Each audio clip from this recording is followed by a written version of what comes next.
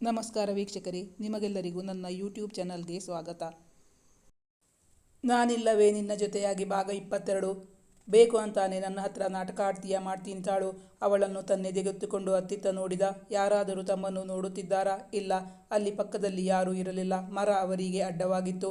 ಅವಳ ಮುಖವನ್ನು ಹಿಡಿದು ಅದರುತ್ತಿದ್ದ ಅವಳ ತುಟಿಗೆ ತುಟಿ ಸೇರಿಸಿದ ಯಶ್. ಒಂದೆರಡು ಕ್ಷಣ ರಸಧಾರೆ ಸುರಿದಂತೆ, ಕಿನ್ನರ ಗಂಧರ್ವಲೋಕ ಸೃಷ್ಟಿಯಾದಂತೆ ಆಯಿತು ಅನಿಗೆ. ಇಂದು ಅನಿಯ ತಾಯಿಯ ಎಂಗೇಜ್ಮೆಂಟ್ ಎಂದು ಬಂದಿದ್ದಳು. ಆದರೆ ಇಲ್ಲಿ ಮದುವೆಯೇ ನಡೆದಿದೆ. ಈ ರಾತ್ರಿ ತಾನು ಮನೆಯಲ್ಲಿ ಉಳಿದುಕೊಳ್ಳಬೇಕಾ ಅಥವಾ ಇನ್ನು ಮುಂದೆ ರಮಾನಂದ್ ಅಂಕಲ್ ಅವರ ಮನೆಗೆ ತಮ್ಮ ವಾಸ್ತವ್ಯವನ್ನು ಬದಲಾಯಿಸಿಕೊಳ್ಳಬೇಕಾ? ಅಲ್ಲಿಗೆ ಹೋಗುವ ಮನಸ್ಸಿಲ್ಲ ಅನಿಗೆ. ತಾಯಿಯ ಇನ್ನೊಬ್ಬ ಗೆಳತಿ ರಮಾ ಅವಳ ಬಳಿ ಬಂದು ಹೇಳಿದರು, ಆಗಿಂದ ನಿಮ್ಮಮ್ಮ ನಿನ್ನ ಕರೀತಾ ಇದ್ದಾರೆ, ಯಾಕೆ ನೀನು ಅವರ ಹತ್ತಿರ ಹೋಗಿಲ್ಲ, ವಿಶ್ ಮಾಡಿಲ್ಲ? ಮಮತಾ ನಿಂಗೆ ವಿಷಯ ಮೊದಲು ಹೇಳಿದ್ವಾ? ಆಶ್ಚರ್ಯ ಆಯಿತಾ? ಈ ಮದುವೆ ಒಂದಿಲ್ಲ ಒಂದು ದಿನ ನಡೆಯಲೇಬೇಕಾಗಿತ್ತು. ನಿನ್ನ ಮದುವೆ ಆದಮೇಲೆ ಆಗಿದ್ರೆ ತುಂಬ ಚೆನ್ನಾಗಿತ್ತು. ಆದರೆ ಏನು ಮಾಡೋದು, ಅವರಿಗೆ ಸ್ವಲ್ಪ ಆತುರ ಆಯಿತು. ಬೇಗ ಮದುವೆ ಮಾಡ್ಕೊಂಡ್ಬಿಟ್ರು. ನಿಂಗೆ ಒಬ್ಬಳಿಗೆ ಹೋಗೋಕೆ ಸಂಕೋಚ ಆಗುತ್ತೆ ಅಂದರೆ ಬಾ, ನಾನು ನಿನ್ನ ಜೊತೆಗೆ ಬರ್ತೀನಿ, ವಿಶ್ ಮಾಡಿ ಬಾ ಎಂದು ಅವಳಿಗೆ ಸಲಹೆ ನೀಡಿದರು. ಪಾಪ ಹುಡುಗಿಗೆ ವಿಷಯ ಗೊತ್ತಿರಲಿಲ್ಲವೇನೋ, ಆಘಾತವಾಗಿದೆ ಎಂದು ರಮಾ ಅವರು ಅವಳ ಸಹಾಯಕ್ಕೆ ಬಂದಿದ್ದರು. ಅದು ಹಾಗಲ್ಲ ಆಂಟಿ, ಇವತ್ತು ಮದುವೆ ಅಂತ ನನಗೆ ಗೊತ್ತಿರಲಿಲ್ಲ, ಎಂಗೇಜ್ಮೆಂಟ್ ಅಂತ ಅಮ್ಮ ನನ್ನ ಹತ್ರ ಹೇಳಿದ್ದು. ಮೊದಲೇ ಗೊತ್ತಿದ್ರೆ ಒಂದು ಹೂವಿನ ಬೊಕ್ಕೆ ಆದರೂ ತಂದು ವಿಶ್ ಮಾಡಬಹುದಾಗಿತ್ತು. ಈಗ ಬರೀ ಕೈಯಲ್ಲಿ ಬಂದು ವಿಶ್ ಮಾಡಬೇಕಾಗಿದೆ, ಅದಕ್ಕೆ ತುಂಬ ಸಂಕೋಚ ಆಗ್ತಾ ಇದೆ ಎಂದವಳು ತನ್ನ ಪರಿಸ್ಥಿತಿಯನ್ನು ವಿವರಿಸಿದಾಗ, ನಿಂಗೆ ಬೊಕ್ಕೆ ಬೇಕು ತಾನೆ, ನಾನೇ ತಂದುಕೊಡ್ತೀನಿ ತಾಳು, 2 ನಿಮಿಷ, ಈಗ ಬಂದೆ ಎಂದು ಸ್ಟೇಜ್ನ ಇನ್ನೊಂದು ಪಕ್ಕದಲ್ಲಿದ್ದ ರೂಮ್ನ ಒಳಗೆ ಹೋದರು ರಮಾ. ಅವರು ಹಿಂದಿರುಗಿ ಬರುವಾಗ ಅವರ ಕೈಯಲ್ಲಿ ಕೆಂಪು ಗುಲಾಬಿ ಹೂಗಳ ಗೊಂಚಲುಗಳಿದ್ದ ಒಂದು ಬೊಕ್ಕೆ ಇತ್ತು. ತುಂಬ ಥ್ಯಾಂಕ್ಸ್ ಆಂಟಿ, ನೀವು ನನ್ನ ಜೊತೆಗೆ ಬರ್ತೀರಾ ಪ್ಲೀಸ್ ಎಂದು ಅವಳು ಕೇಳಿದಾಗ ಅವರು ಅವಳನ್ನು ಹಿಂಬಾಲಿಸಿಕೊಂಡು ಬಂದಿದ್ದರು. ಅವಳು ಬೊಕ್ಕೆ ಮುಂದೆ ಹಿಡಿದಾಗ ಬೇಕೆಂದೇ ರಮಾನಂದ್ ಅವರು ಅವಳ ಕೈಯನ್ನು ಸೇರಿಸಿ ಹಿಡಿದಿದ್ದರು. ಅವಳಿಗೆ ಅದು ಹಿಡಿಸಲಿಲ್ಲ. ಬೆಂಕಿ ಸೋಕಿದವಳಂತೆ ಅವಳು ತನ್ನ ಕೈಯನ್ನು ಹಿಂದಕ್ಕೆ ಎಳೆದುಕೊಂಡಾಗ ಅವರು ಮತ್ತೂ ಗಟ್ಟಿಯಾಗಿ ಅವಳ ಕೈಯನ್ನು ಹಿಡಿದುಕೊಂಡಿದ್ದರು. ಅವರ ಒರಟು ಹಸ್ತದಲ್ಲಿ ಅವಳ ಮೃದುವಾದ ಕೈ ನಲುಗಿ ಹೋಯಿತು. ಬಳಿಕ ಫೋಟೋ ತೆಗೆಯುವಾಗಲೂ ಬೇಕೆಂದೇ ಅವಳನ್ನು ತಮ್ಮ ಪಕ್ಕದಲ್ಲಿ ನಿಲ್ಲಿಸಿಕೊಂಡು ಅವಳ ಸೊಂಟದ ಸುತ್ತ ಕೈ ಬಳಸಿ ತನ್ನ ಬಳಿಗೆ ಎಳೆದುಕೊಂಡಿದ್ದರು ರಮಾನಂದ್. ಅವಳಿಗೆ ಮುಳ್ಳಿನ ಮೇಲೆ ನಿಂತಂತಾಗಿತ್ತು. ಒಮ್ಮೆ ಅಲ್ಲಿಂದ ಹೋದರೆ ಸಾಕಾಗಿತ್ತು. ಬಳಿಕ ರಮಾ ಅವರೊಂದಿಗೆ ಹೋಗಿ ಊಟಕ್ಕೆ ಕುಳಿತಿದ್ದಳು. ತನ್ನ ಜೀವನವೇ ಅತಂತ್ರ ಸ್ಥಿತಿಯಲ್ಲಿದ್ದಾಗ ಊಟ ಸೇರುತ್ತಿರಲಿಲ್ಲ ಅನಿಗೆ. ಅವಳಿಗದು ಉಸಿರು ಕಟ್ಟಿದ ವಾತಾವರಣದಂತೆನಿಸಿತು. ಒಮ್ಮೆ ಇಲ್ಲಿಂದ ಹೋದರೆ ಸಾಕಾಗಿತ್ತು. ತಾಯಿ ಒಬ್ಬರೇ ಸಿಗುವರೆ ನೋಡುತ್ತಿದ್ದಳು. ಇಲ್ಲ, ರಮಾನಂದ್ ಅವರ ಜೊತೆಗೇ ಇದ್ದರು ಅವಳ ತಾಯಿ. ತಾಯಿಯ ಬಳಿ ಹೋಗಿ, ಅಮ್ಮ, ನಾನಿನ್ನು ಮನೆಗೆ ಹೋಗ್ತೀನಿ, ನನಗೆ ಈ ಗಿಜಿಗಿಜಿ ವಾತಾವರಣ ಹಿಡಿಸಲ್ಲ, ಆಗಲೇ ತಲೆ ಸಣ್ಣಗೆ ನೋಯ್ತಾ ಇದೆ, ಮನೆಗೆ ಹೋಗಿ ಮಲಗಿದ್ರೆ ಸರಿ ಹೋಗ್ತೀನಿ ಎಂದು ತಾಯಿಯ ಬಳಿ ಹೇಳಿದಾಗ, ಇರು, ನೀನು ಬಂದಿದ್ದೇ ಲೇಟು, ನಿಂಗೆ ಈಗಲೇ ಹೋಗೋಕೆ ಏನು ಅರ್ಜೆಂಟು? ಮದುವೆ ಕಾರ್ಯಕಲಾಪಗಳಲ್ಲಿ ನೀನು ಇರಲೇ ಇಲ್ಲ, ಈಗಲಾದರೂ ಒಂದು 4 ಫೋಟೋ ತೆಗೆಸಿಕೊಂಡು ಹೋಗು ಎಂದು ತಾಯಿ ಹೇಳಿದಾಗ ರಮಾನಂದ್ ಕೂಡ ಅದಕ್ಕೆ ಬೆಂಬಲ ವ್ಯಕ್ತಪಡಿಸಿದ್ದರು. ನೋಡು, ನಾನೇ ಈ ಸಾರಿ ನಿಂಗೆ ಆರಿಸಿ ಕಳಿಸಿರೋದು, ನಿಮ್ಮಮ್ಮನಿಗಿಂತ ನೀನೇ ಚೆಲುವೆ ಎನ್ನುತ್ತಾ ಕಣ್ಣಲ್ಲಿ ಅವಳ ಸೌಂದರ್ಯವನ್ನು ಹೀರತೊಡಗಿದಾಗ ಅವಳಿಗೆ ಉಸಿರು ಕಟ್ಟಿದಂತಾಗಿತ್ತು. ಅಲ್ಲಿ ನಿಲ್ಲಲಾಗಲಿಲ್ಲ. ಮೈ ತುಂಬ ಸೆರಗು ಹೊಲಿದುಕೊಂಡಳು. ಅದ್ಯಾಕೆ ಸೆರಗು ಹಾಕೋತೀಯಾ? ಫೋಟೋದಲ್ಲಿ ಚೆನ್ನಾಗಿ ಕಾಣಿಸಲ್ಲ, ಮಮತಾ ಅವರು ಹೇಳಿದರು. ಚೆನ್ನಾಗಿ ಕಾಣಿಸಿದಿದ್ರೆ ಬೇಡ, ನಾನಿರೋದೇ ಹೀಗೆ, ನನಗೆ ಯಾವ ಫೋಟೋನೂ ಬೇಕಾಗಿಲ್ಲ, ಮುಖ ದಪ್ಪಗೆ ಮಾಡಿಕೊಂಡು ಹೇಳಿದಳು ಅನಿ. ಅವಳು ನಿನ್ನ ಹಾಗಲ್ಲ, ಬಿಸಿ ರಕ್ತದ ಹುಡುಗಿ, ಅವಳನ್ನು ಹೇಗೆ ಸರಿ ಮಾಡಬೇಕು ಅಂತ ನನಗೆ ಗೊತ್ತು, ಇನ್ಮುಂದೆ ಅವಳು ನನ್ನ ಕೈಯೊಳಗೆ ಇರ್ತಾಳೆ ಎಂದು ರಮಾನಂದ ಅವರು ವಿಚಿತ್ರವಾಗಿ ನಕ್ಕಾಗ ಮುಳ್ಳುಗಳು ಮೈ ಮೇಲೆ ಎದ್ದಂತಾಯಿತು ಅನಿಗೆ. ಬೇರಾರೋ ಅವರಿಗೆ ಗಿಫ್ಟ್ ಕೊಡಲು ಬಂದಾಗ ಅನಿ ದೂರ ಸರಿದಳು. ಅಲ್ಲಿಂದ ಬಿಡುಗಡೆ ಹೊಂದಿದವಳು ಮತ್ತೆ ತಾಯಿಗೂ ತಿಳಿಸದೆ ಅಲ್ಲಿಂದ ಹೊರ ಬಂದಿದ್ದಳು. ರಮಾನಂದ್ ಅವರ ಭವ್ಯ ಬಂಗಲೆಯಲ್ಲಿ ಅವರಿಬ್ಬರ ಮದುವೆ ಸರಳವಾಗಿ ನೆರವೇರಿತು. ಅವರ ಮೊದಲ ಪತ್ನಿಯಾಗಲಿ ಮಕ್ಕಳಾಗಲಿ ಅವರ ಕಡೆಯವರಾಗಲಿ ಬಂದಿರಲಿಲ್ಲ. ಅವಳು ಅಲ್ಲಿಂದ ನಿಧಾನವಾಗಿ ನಡೆದುಕೊಂಡು ಅಲ್ಲಿಗೆ ಸಮೀಪದಲ್ಲಿದ್ದ ಪಾರ್ಕಿನತ್ತ ಹೆಜ್ಜೆ ಹಾಕಿದಳು. ಅವಳು ಯಶ್ಗೆ ತಾನಿರುವ ಲೊಕೇಶನ್ ಕಳಿಸಿ ಪಾರ್ಕ್ನಲ್ಲಿದ್ದ ಕಲ್ಲು ಬೆಂಚಿನಲ್ಲಿ ಕುಳಿತು ನಿಟ್ಟುಸಿರು ಬಿಟ್ಟಿದ್ದಳು. ಈಗ ಅವಳಿಗೆ ತುಸು ನೆಮ್ಮದಿ ಎನಿಸಿತು. ಹೊರಟಿದ್ದೀನಿ, ಅರ್ಧ ಗಂಟೆಯಲ್ಲಿ ಅಲ್ಲಿರ್ತೀನಿ, ಯಶ್ ಅವಳಿಗೆ ಮರು ಸಂದೇಶ ಕಳುಹಿಸಿದ್ದ. ಅವಳು ಕಲ್ಲು ಬೆಂಚಿನಲ್ಲಿ ಕುಳಿತು ತನ್ನ ಮುಂದಿನ ಭವಿಷ್ಯದ ಬಗ್ಗೆ ಯೋಚಿಸುತ್ತಿದ್ದಳು. ಅವಳಿಗೆ ಮುಂದಿನ ಭವಿಷ್ಯ ಕತ್ತಲು ಕತ್ತಲಾಗಿ ಕಾಣಿಸುತ್ತಿತ್ತು. ಯಶ್ ಬಂದಿದ್ದು ಅವಳಿಗೆ ಗೊತ್ತಾಗಲಿಲ್ಲ. ಪಾರ್ಕಿನ ಒಳಬಂದವನು ಅವಳನ್ನು ಅರಸುತ್ತಾ ಬಂದಾಗ ದೂರದಲ್ಲಿ ಕುಳಿತವಳು ಕಾಣಿಸಿ ಅವಳ ಬಳಿಗೆ ಬಂದಿದ್ದ. ಪಕ್ಕದಲ್ಲಿ ಯಾರೋ ಬಂದಂತಾಗಿ ಅವಳು ಎದ್ದು ನಿಂತು ನೋಡಲು ಅವನು ಅವಳ ಹತ್ತಿರ ಬಂದು ಅವಳ ಕೈ ಹಿಡಿದ. ಅವನ ಹಿಡಿತದಲ್ಲಿ ಭೀಮ ಬಲವಿತ್ತು. ಅವನ ಮುಖದಲ್ಲಿ ಮಂದಹಾಸ, ತುಟಿಯಂಚಿನಲ್ಲಿ ಕಿರುನಗುವಿತ್ತು. ಅವನು ಆಶ್ಚರ್ಯದಿಂದ ಅವಳ ಮುಖವನ್ನೇ ನೋಡುತ್ತಾ, ಇವತ್ತು ನಿಮ್ಮ ಅಲಂಕಾರ ನೋಡಿದ್ರೆ ಯಾರದೋ ಮದುವೆ ಅಟೆಂಡ್ ಮಾಡಿ ಬಂದಿರೋ ಹಾಗೆ ಕಾಣಿಸ್ತಾ ಇದೆ. You look so nice. ಆದರೆ ತುಂಬ ಸುಸ್ತಾದವರ ಹಾಗೆ ಕಾಣಿಸ್ತಿದ್ದೀರಾ. ಅದಕ್ಕೆ ಕಾರಣ ನೀವು ಹೇಳಬೇಕಾಗಿಲ್ಲ, ನಾನೇ ಹೇಳ್ತೀನಿ. ಆ ಫಂಕ್ಷನ್ ಅಟೆಂಡ್ ಆಗಿರೋ ಅದೆಷ್ಟೋ ಯುವಕರನ್ನು ನೀವು ಬಲಿ ತಗೊಂಡಿರ್ತೀರಾ. ಅದಕ್ಕೇನ ಇಷ್ಟೊಂದು ಸುಸ್ತಾಗಿರೋದು. ಆದರೂ ನಿಮಗೆ ಕೆಲಸ ಕೊಡಿಸಿದ್ದಕ್ಕಾಗಿ ಪಾರ್ಟಿಗೆ ನನ್ನನ್ನು ಸ್ಪೆಷಲ್ ಆಗಿ ಇನ್ವೈಟ್ ಮಾಡಿದ್ದೀರಾ ಅಂದರೆ ನನಗೆ ನಂಬೋಕೆ ಸಾಧ್ಯ ಆಗ್ತಾ ಇಲ್ಲ. ಅವನು ಅವಳನ್ನು ಛೇಡಿಸುವ ದನಿಯಲ್ಲಿ ಹೇಳಿದಾಗ, ಹೌದು, ಒಂದು ಎಂಗೇಜ್ಮೆಂಟ್ ಪಾರ್ಟಿ ಅಲ್ಲಲ್ಲ, ಒಂದು ಮದುವೆ ಮುಗಿಸ್ಕೊಂಡು ಬಂದೆ. ಅಲ್ಲೊಂದು ಹಸಿದ ಹುಲಿ ಇತ್ತು. ಅದನ್ನು ಬಲಿ ತಗೊಳ್ಳೋಕೆ ನನ್ನಿಂದ ಈ ಜನ್ಮದಲ್ಲಿ ಸಾಧ್ಯ ಇಲ್ಲ. ನಾನೇ ಅದರ ಬಲಿ ಆಗಬೇಕಾಗುತ್ತೇನೋ. ಅದರಿಂದ ತಪ್ಪಿಸ್ಕೊಂಡು ಬರಬೇಕಾದ್ರೆ ತುಂಬ ಕಷ್ಟ ಆಯಿತು. ಹಾಗೆ ಹೇಳುವಾಗ ವಿಷಾದವಿತ್ತು ಅವಳ ಸ್ವರದಲ್ಲಿ. ಅವಳ ಕಣ್ಣಂಚು ಒದ್ದೆಯಾಯಿತು, ಕಂಬನಿ ಜಿನುಗಿತು. ಅವನ ಪ್ರಶ್ನೆಗೆ ಅವಳು ಅದೇ ದಾಟಿಯಲ್ಲಿ ಉತ್ತರಿಸಿದ್ದಳು. ಹಿಂಗೆಯಿಂದಲೇ ಕಣ್ಣು ಒರೆಸಿಕೊಳ್ಳಲು ಮುಂದಾದಾಗ ಯಶ್ ಅವಳನ್ನು ತಡೆದು ಹೇಳಿದ. ತನ್ನ ಪ್ಯಾಂಟ್ನಲ್ಲಿದ್ದ ಕರವಸ್ತ್ರ ತೆಗೆದು ಅವಳ ಕೈಗಿತ್ತಿದ್ದ. ಹಿಂದೇಕೋ ಬೇಡ ಎಂದು ಹೇಳುವ ಮನಸ್ಸಾಗದೆ ಅದನ್ನೇ ತನ್ನ ಕಣ್ಣುಗಳನ್ನು ಒರೆಸಿಕೊಳ್ಳಲು ತೆಗೆದುಕೊಂಡಿದ್ದಳು. ಅವನ ಬಿಳಿ ಬಣ್ಣದ ಕರವಸ್ತ್ರಕ್ಕೆ ಅವಳ ಕಣ್ಣಿಗೆ ಹಚ್ಚಿದ ಕಾಡಿಗೆ ತಗಲಿ ಆ ಜಾಗ ಕಪ್ಪಾಯಿತು. ಅದನ್ನು ಗಮನಿಸಿದವಳು, ಸಾರಿ, ಆಮೇಲೆ ವಾಶ್ ಮಾಡಿ ಕೊಡ್ತೀನಿ ಎಂದು ಅವನಿಗೆ ಹಿಂದಿರುಗಿಸದೆ ತನ್ನ ಬಳಿಯೇ ಇಟ್ಟುಕೊಂಡಳು. ಅವನಿ, ಪರವಾಗಿಲ್ಲ, ಹಾಗೆ ಕೊಟ್ಟಿರಿ. ನನಗೆ ಕರ್ಚೀಫ್ ಇಲ್ಲದೆ ಇದ್ದರೆ ಸರಿ ಹೋಗಲ್ಲ. ಏನೋ ಮಿಸ್ ಆದ ಹಾಗೆ ಆಗುತ್ತೆ.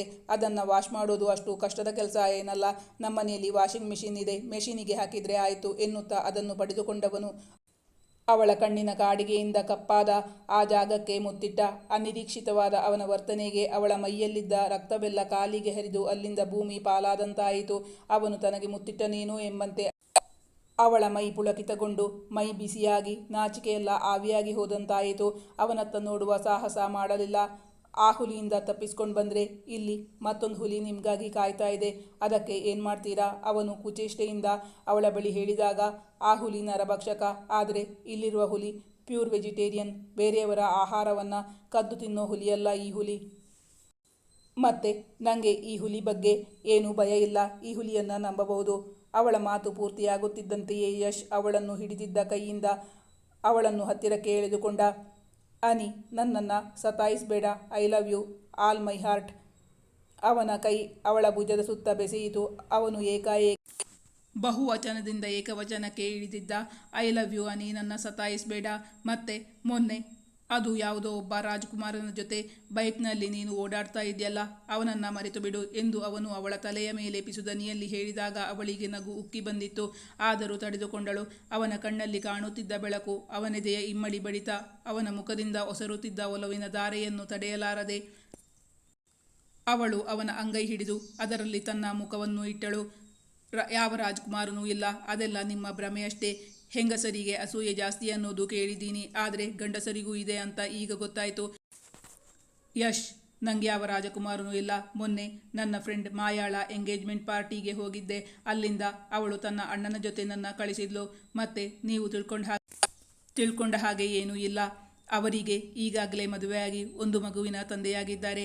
ಅನಿ ಅವನ ಬಿಸಿ ಅಂಗೈ ಮೇಲೆ ಉಸಿರಿದ್ದಳು. ಅಲ್ಲಿಂದ ತಲೆ ಎತ್ತಿದಳು. ಅವನ ಮಾತು ಕೇಳಿ ಅವಳಿಗೆ ನಗು ಉಕ್ಕಿ ಬರುತ್ತಿತ್ತು. ಇಷ್ಟರವರೆಗೂ ಅದನ್ನು ತಡೆಹಿಡಿದಿದ್ದಳು. ನಗು ಒಮ್ಮೆಲೆ ಸ್ಫೋಟವಾಯಿತು. ಅವನು ತನ್ನ ಅಂಗೈಗೆ ಮುತ್ತಿಕ್ಕಿಕೊಂಡ.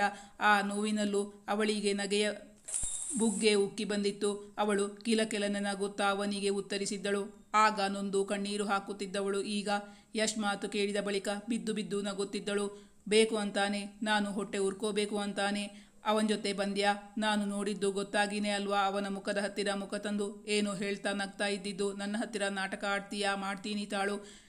ಅವನು ಅಲ್ಲೇ ಅವಳನ್ನು ತನ್ನ ಎದೆಗೊತ್ತಿಕೊಂಡು ಅತ್ತಿತ್ತ ನೋಡಿದ. ಯಾರಾದರೂ ತಮ್ಮನ್ನು ನೋಡುತ್ತಿದ್ದಾರಾ? ಇಲ್ಲ. ಅಲ್ಲಿ ಅವರ ಪಕ್ಕದಲ್ಲಿ ಯಾರೂ ಇರಲಿಲ್ಲ. ಒಂದು ದೊಡ್ಡದಾದ ಮರ ಅವರಿಗೆ ಅಡ್ಡವಾಗಿತ್ತು. ಅವಳ ಮುಖವನ್ನು ತನ್ನ ಬೊಗಸೆಯಲ್ಲಿ ಹಿಡಿದು ಅದುರುತ್ತಿದ್ದ ಅವಳ ತುಟಿಗೆ ತುಟಿ ಸೇರಿಸಿದ ಯಶ್ ಒಂದೆರಡು ಕ್ಷಣ ರಸಧಾರೆ ಸುರಿದಂತೆ ಕಿನ್ನರ ಗಂಧರ್ವಲೋಕ ಸೃಷ್ಟಿಯಾದಂತಹ ಅನುಭವ. ಆ ಒಂದು ಕ್ಷಣ ತಾನು ಬೆಳಗಿನಿಂದ ಈಗಿನವರೆಗೂ ಅನುಭವಿಸಿದ ನೋವು, ದುಃಖ, ಹತಾಶೆ ಎಲ್ಲವೂ ಗಾಳಿಯಲ್ಲಿ ತೂರಿ ಹೋದಂತಹ ಅನುಭವವಾಯಿತು ಅವಳಿಗೆ. ಹೀಗೆ ಈ ಕ್ಷಣ ಶಾಶ್ವತವಾಗಿರಬಾರದೆ ಅವಳ ಹೃದಯ ಬಯಸುತ್ತಿತ್ತು. ಆದರೆ ಮನಸ್ಸು ತಕ್ಷಣವೇ ಎಚ್ಚೆತ್ತುಕೊಂಡಿತು. ಯಶ್, ಪ್ಲೀಸ್ ನನ್ನ ಬಿಟ್ಬಿಡಿ. ಯಾರಾದರೂ ನೋಡಿದರೆ, ಅಮ್ಮಂಗೆ ವಿಷಯ ಗೊತ್ತಾದರೆ. ಒಮ್ಮೆಲೆ ಅವಳ ಕಣ್ಣುಗಳಲ್ಲಿ ಭಯ, ಆತಂಕ ಕಾಣಿಸಿತು. ಯಶ್ ಅವಳನ್ನು ಸಮಾಧಾನಪಡಿಸಿದ. ನೋಡಿದ್ರೆ ನೋಡ್ಲಿ ಬಿಡು, ನಾವು ಯಾರಿಗೂ ಹೆದರಬೇಕಾಗಿಲ್ಲ. ನಾವಾಗಿ ಅವರಿಗೆ ವಿಷಯ ತಿಳಿಸೋದು ತಪ್ಪುತ್ತೆ. ಅವನು ಎಡಕೈಯಲ್ಲಿ ಅವಳನ್ನು ಬಳಸಿಕೊಂಡು ಅವಳ ಹುಬ್ಬು, ಮೂಗು, ತುಟಿಗಳ ಮೇಲೆ ತನ್ನ ತೋರು ಬೆರಳಿನಿಂದ ಮೃದುವಾಗಿ ಸವರಿದ. ಅದು ಸರಿ, ಇವತ್ತು ಯಾರ ಮದುವೆ ಅಟೆಂಡ್ ಆಗಿ ಬಂದಿರೋದು? ನಿನ್ನ ಫ್ರೆಂಡ್ದಾ? ಅವಳಲ್ಲಿ ಆ ಪ್ರಶ್ನೆ ಕೇಳುತ್ತಲೇ ಅವಳು ಬೆಚ್ಚಿ ಬಿದ್ದವಳಂತೆ ಅವನ ಬಾಹುಗಳಿಂದ ಬಿಡಿಸಿಕೊಂಡು ದೂರ ಸರಿದು ನಿಂತಳು. ಈ ಪ್ರಶ್ನೆಗೆ ನಾನು ಉತ್ತರ ಹೇಳಿದರೆ ನೀವು ನನ್ನ ದೂರ ಮಾಡ್ತೀರಾ ಯಶ್ಗೆ ಅವಳ ಉತ್ತರದ ಬದಲಾಗಿನ ಪ್ರಶ್ನೆ ಕೇಳಿ ಆಶ್ಚರ್ಯವಾಗಿ ಅವನು ಅವಳನ್ನೇ ನೋಡುತ್ತಿದ್ದ. ಅವಳ ಕಣ್ಣ ಮುಂದೆ ಈಗ ತಾಯಿ ಮತ್ತು ರಮಾನಂದ್ ಅಂಕಲ್ ಕುತ್ತಿಗೆಗೆ ಹಾರ ಹಾಕಿಕೊಂಡು ನಗುತ್ತಾ ಆಹ್ವಾನಿತರು ಕೊಡುವ ಉಡುಗೊರೆಗಳನ್ನು ತೆಗೆದುಕೊಂಡು ಅವರೊಂದಿಗೆ ಫೋಟೋ ಕ್ಲಿಕ್ಕಿಸುತ್ತಿದ್ದ ದೃಶ್ಯ ಕಣ್ಣ ಮುಂದೆ ತೇಲಿ ಬಂತು.